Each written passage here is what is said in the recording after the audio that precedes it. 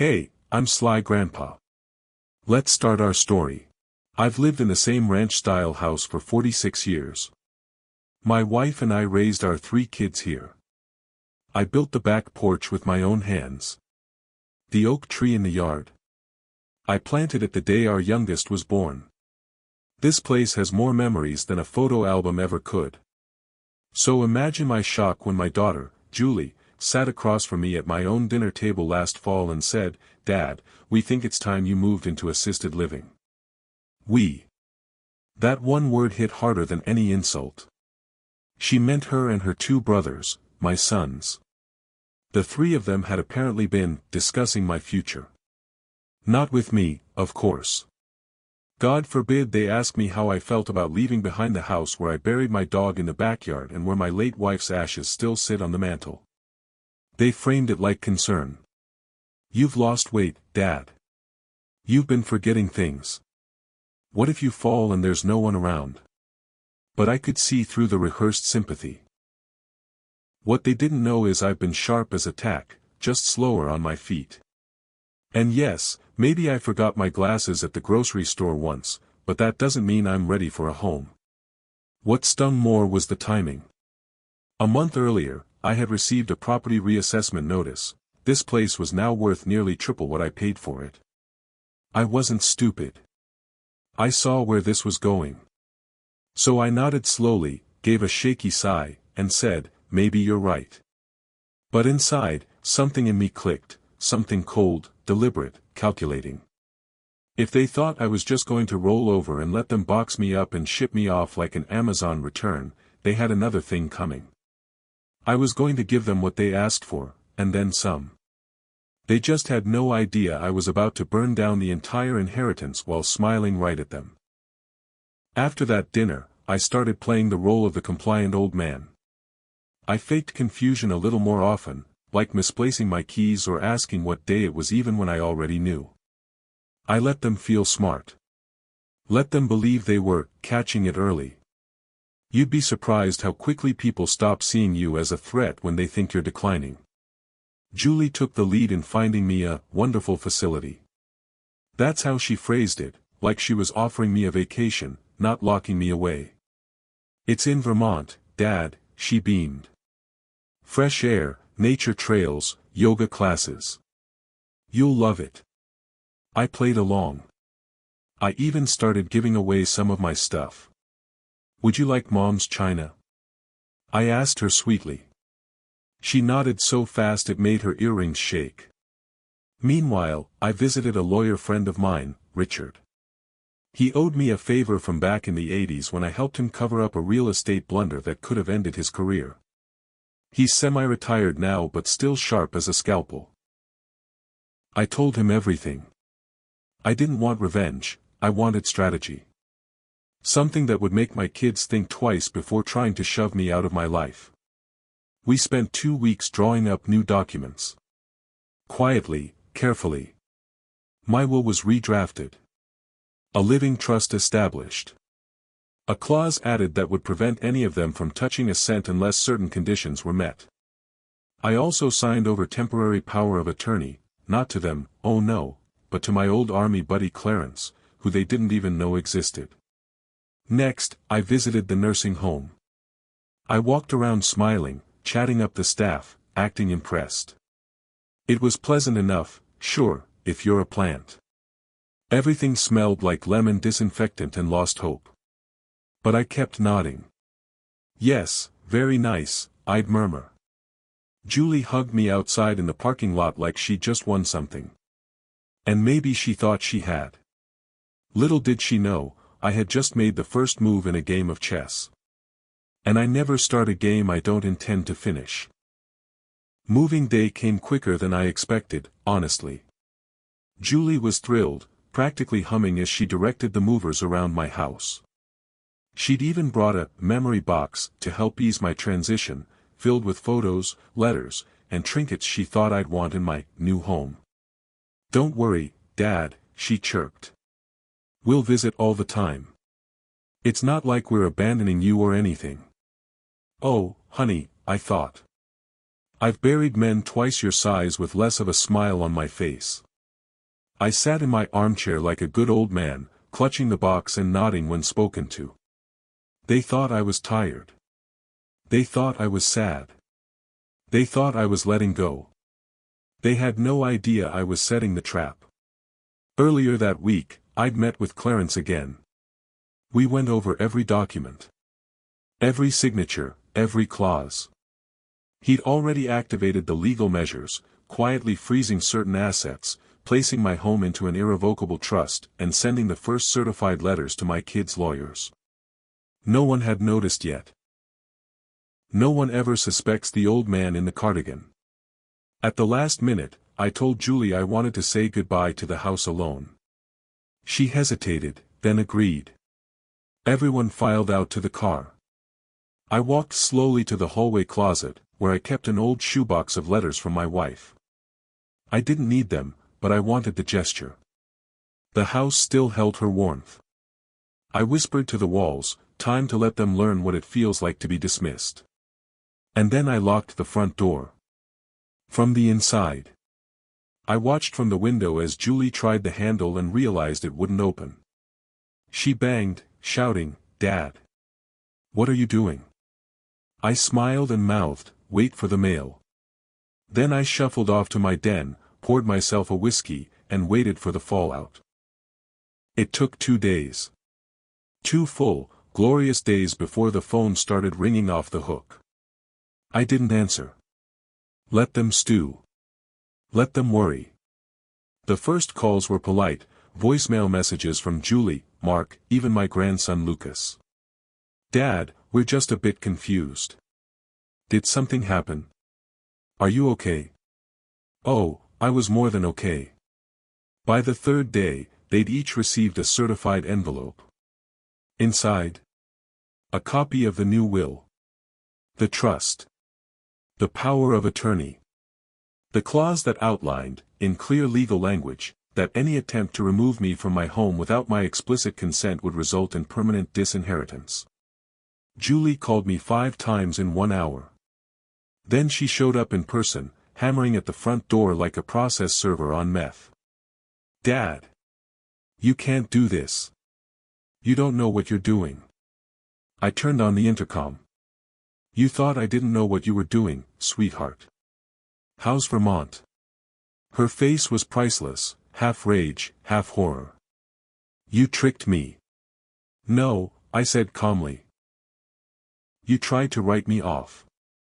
I simply rewrote the ending. Mark called me later that night. He was quieter. Less dramatic. But he tried appealing to logic. "Dad, this isn't like you. You're being emotional."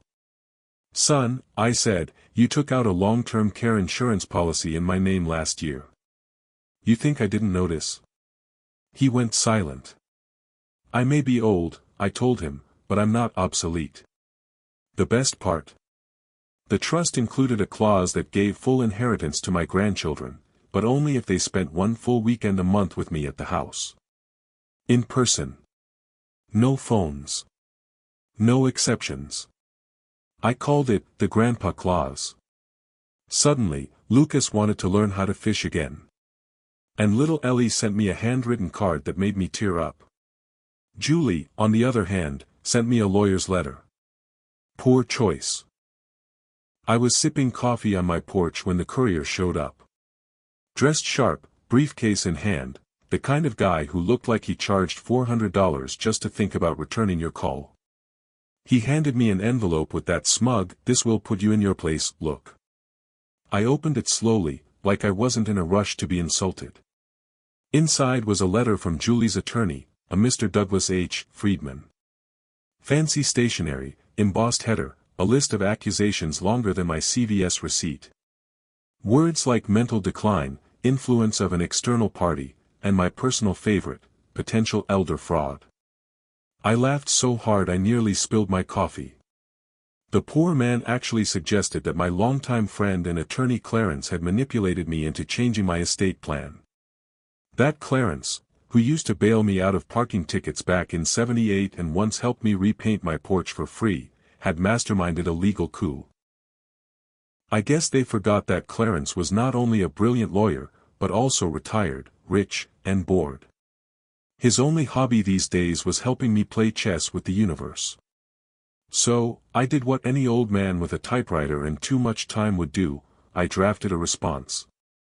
It read, "Dear Mr. Friedman, I appreciate your concern regarding my cognitive health. You'll be delighted to know I recently scored 29 to 30 on the Montreal Cognitive Assessment. I missed 1 point because I said it was Wednesday when it was actually Thursday, which, frankly, proves I'm still lucid enough to know when someone's full of crap. Additionally, Clarence has been my legal counsel for over 40 years. If you believe I'm incapable of making my own decisions, I invite you to challenge my will in court. Do bring snacks. It'll be a long day for you. Warm regards. Benjamin M. Carter." Still not dead. I sent a copy to Julie, too. No response. But 2 days later, I saw her on the sidewalk, pacing in front of my house, phone pressed to her ear. I stepped onto the porch and said, "Need a chair? Or maybe a conscience?" She turned on her heel and left without a word. That was the moment I knew, the war was mine to win. Here's where the fun begins. About a week after the legal nonsense, Julie called. She put on her sweetest voice, the one she used when she wanted something expensive or when she was lying through her veneers. "Dad, I've been thinking. Maybe we went about this the wrong way. Maybe it is time to look into a nice place for you. You know, somewhere peaceful. With care. Where you don't have to worry about anything anymore. Translation, we're going to hide you away and sell your house the second your name's off the mailbox." I played along. I told her I'd been thinking about it too. That maybe it was time for a change. That my back hurt. My memory was getting foggy. That maybe I shouldn't be living alone anymore. She practically drooled over the phone. Within 3 days, she had an appointment booked at Maple Creek Senior Living, a fancy new place just outside town that looked more like a country club than a retirement home. She showed up at my house with brochures, a phony smile, and a binder full of paperwork thicker than a divorce settlement. "It's beautiful, Dad. They have a koi pond and a hair salon and Thursday movie nights. And they said they'd waive the deposit if we signed this week." She handed me the papers and started guiding my pen like she was helping a child draw his name in crayon. I blinked slowly, pretended to struggle with the date, then scribbled my name across every dotted line. I signed everything, the moving agreement, the release of medical info, and most importantly, a transfer of my mail and utilities to the retirement home. Julie was ecstatic. Said she'd help me pack that weekend. Called her husband to tell him the plan worked. I heard her whisper it, those exact words. But she didn't know something crucial, the signature I'd used was my old one. The one I hadn't used since 1994. And I had Clarence watching everything from the other side of the street. Saturday came. Julie showed up bright and early with movers, real professionals, too. Boxes, a rented van, the works. She was all smiles, like a pageant queen who'd just eliminated her biggest rival. "Dad, I packed your books and photos already. Just a few more things to grab. Let's not stress, okay?" I nodded like a good little pawn and sipped my coffee slowly while she rifled through my drawers and mentally redecorated the living room. I had 1 suitcase packed, socks, shirts, a shaving kit, all arranged to make it look like I was ready for the big transition. She even took a selfie with me out front. "Your first step to a new chapter, Dad." I smiled, thinking, you're about to star in the epilogue, sweetheart. We drove out to Maple Creek. It was all very theatrical. I made small talk with the intake nurse, admired the koi pond, and let Julie guide me into the room they'd reserved just for me. Everything smelled like disinfectant and overripe bananas. The recliner creaked when I sat in it, and the walls were a soothing beige, the color of surrender. Once Julie left, with a wink and a "I'll come visit tomorrow," I waited exactly 15 minutes. Then I stood up, walked out the front door, and climbed into Clarence's car. See, Clarence had followed us to the retirement home in his old Chrysler. Parked down the block with his hat pulled low and a travel mug of black coffee in hand. He was grinning before I even got in the car. "You ready, Frank?" "Born ready," I said. We drove straight back to my house, where the real fun began. You see, Julie had no idea that the movers weren't hired by her, but by me. I'd intercepted the call and swapped the company. Nothing of value had left the house. Everything she packed. Decoys. Books from the thrift store. Clothes from a neighbor's yard sale. The house had been under 24-hour camera surveillance for a month. Every call, every conversation, every sneaky comment captured and saved. And the best part? I hadn't moved out, not legally. Not officially. Not at all. The paperwork she thought was valid. Every signature. Forged by me, in the name of testing her loyalty. Next comes the real trap. I didn't go home immediately. No, that would have spoiled the illusion. Clarence dropped me at a little lakeside cabin I'd quietly bought under a trust 2 years ago, back when Julie first started asking about my will a little too often. The place had internet, hot water, a recliner better than any retirement luxury suite, and more privacy than a priest in confession. While I settled in with a bottle of good bourbon and my laptop, Clarence went back to the house to watch the magic happen. You see, Julie didn't waste time. Within 4 hours of dropping me off, she was back at my house, and this time, she brought her husband Mitch and that weasel of a cousin Tommy. They thought I was neatly tucked away and the house was theirs for the looting. Clarence sat in his car across the street and watched through binoculars as they loaded up Mitch's truck. Art, electronics, old baseball cards, even my late wife's silverware. And oh, the audio we got. Crystal clear. "He won't need any of this junk," Tommy laughed, holding up my vintage vinyl collection. "I'm thinking we sell the house while he's still got some marbles left," Julie said. "I mean, technically, I do have power of attorney now." Or so she thought. What Julie didn't know was that every single move they made was being streamed straight to a secure drive. I had cameras disguised as smoke detectors, picture frames, and even the damn bird feeder. By the time they were done, the house looked like it had been robbed. And technically, it had. Just, not in the way they thought. And while they laughed and toasted their little victory, I sat in my cabin, sipping bourbon and labeling every video file with a smile. I had the receipts. And now, it was time to get legal. Tomorrow, I call my lawyer. But not just any lawyer, the one Julie fired 2 years ago because he told her she couldn't touch my trust without full consent. She should have listened. Because the next move wasn't mine anymore. It was the law's. The morning after their little heist, I called up Marcus Langley, the lawyer Julie fired for being too ethical when he refused to fast-track her access to my estate. He remembered me instantly. "Mr. Hargrove," he said, voice slick and amused, "I figured I'd hear from you again the moment your daughter got bold." I sent him everything. The video footage. The audio files. Screenshots of Julie's attempt to transfer property rights using forged digital documents. She tried to backdate my electronic signature on a quitclaim deed. It was amateur hour. Marcus took one look and said, "Oh, this won't just hold up in court, this'll make a judge angry." But I didn't want to stop with just a court case. No. I wanted a lesson that echoed. So Marcus filed a restraining order, an emergency injunction, and something deliciously specific, a civil suit for elder exploitation. But the real kicker? I had Clarence post the edited footage, clean, captioned, and narratively juicy, on Facebook. Not my page. A local, Justice for Seniors, community page with over 400,000 followers. Within 48 hours, the video hit 1 million views. Suddenly, everyone in our sleepy Colorado town knew who Julie, Mitch, and Tommy were. Local news picked it up.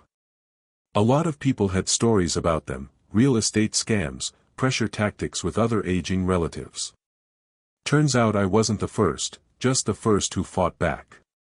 Julie tried to do damage control. She made a weepy TikTok about how hard it is being misunderstood by your own parent. Comments were disabled within an hour. Meanwhile, Mitch lost half his home renovation contracts. Tommy's accounting firm dropped him. And Julie? She got a lovely visit from Adult Protective Services and the Sheriff's Department. It was starting to fall apart for them. And I hadn't even shown up yet. Because next, I was going to walk into that courtroom with a cane, a file folder, and a smile, just to let them know. This old man wasn't done yet. I wore my best suit, navy wool, tailored in the 80s but still sharp. Clarence shined my shoes. I didn't need the cane, but I brought it for dramatic effect. When I entered that courtroom, I wanted to look like the exact opposite of the helpless old man they'd painted me to be, calm, composed, and unshakably present. Julie and Mitch sat at the defendant's table looking like two wet cats shoved in a paper bag. Julie wore a pearl necklace I bought her for her college graduation. The irony made me grin. Mitch kept fiddling with his tie like it was trying to strangle him. Maybe it was just karma working overtime. Tommy didn't show. Coward.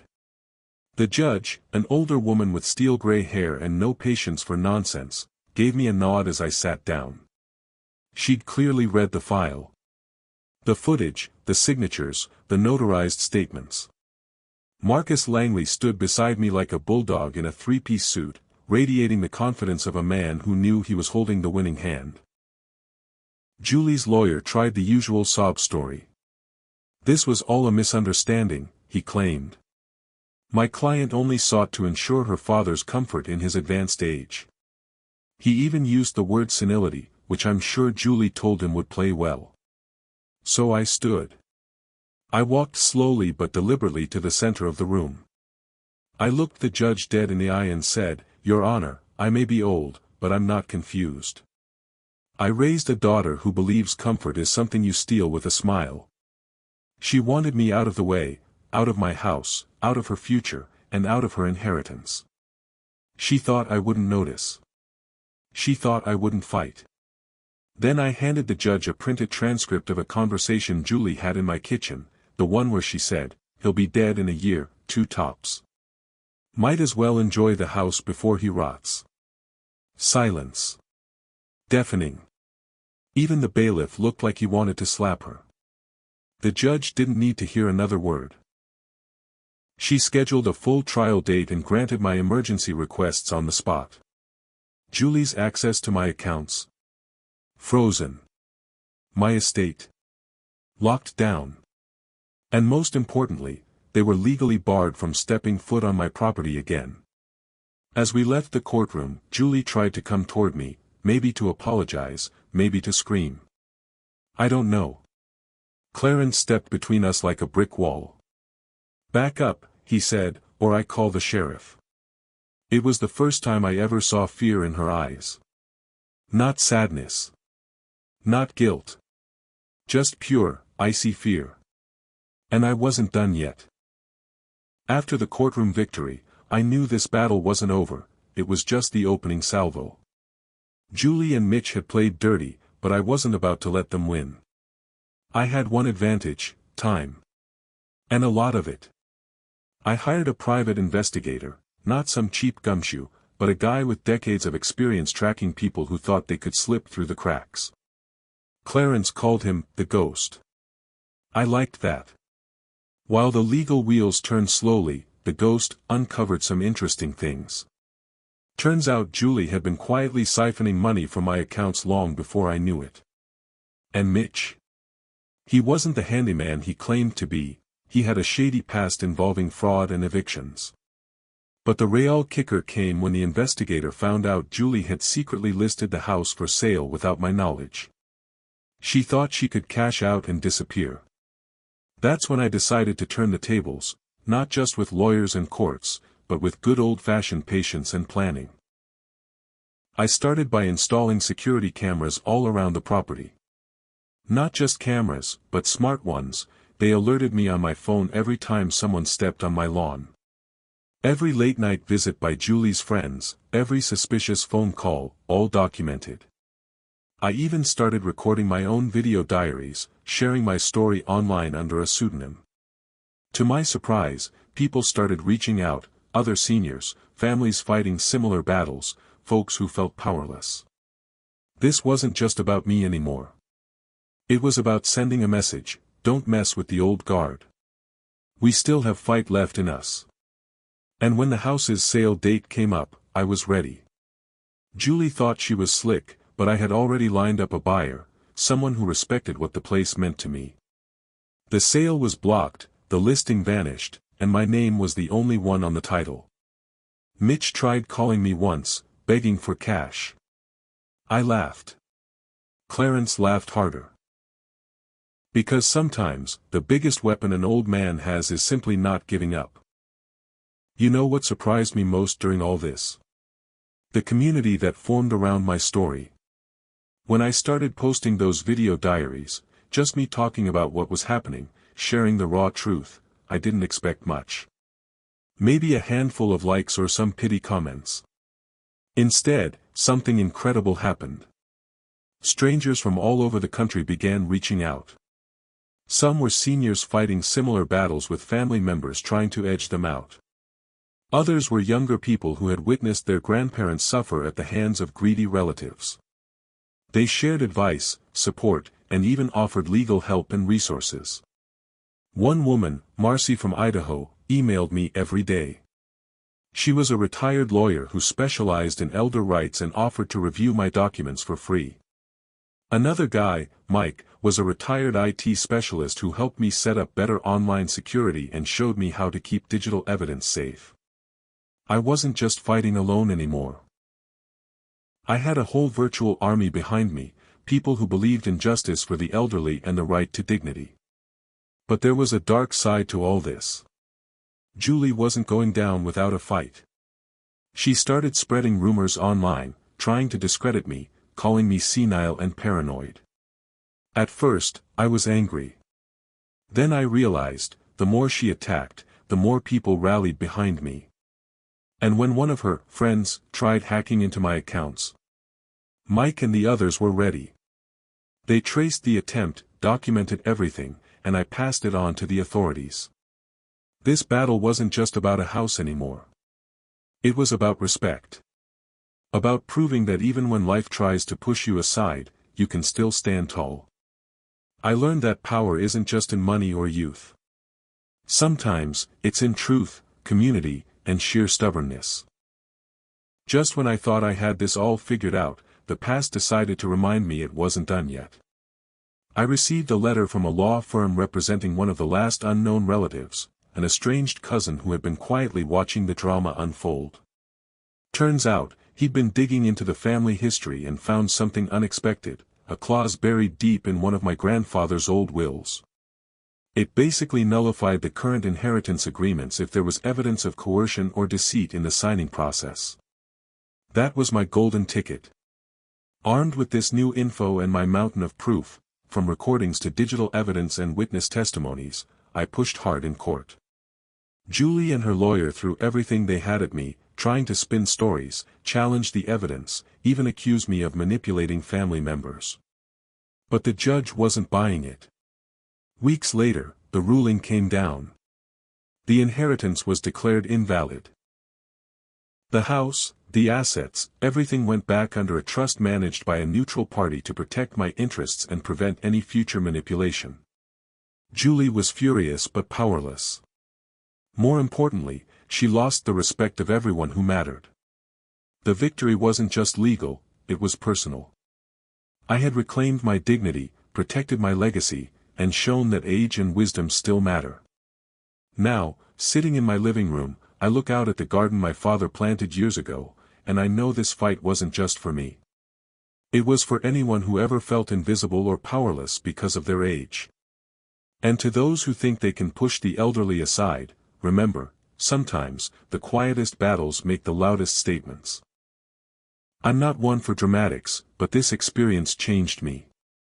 I've started volunteering with elder advocacy groups, sharing my story to inspire others.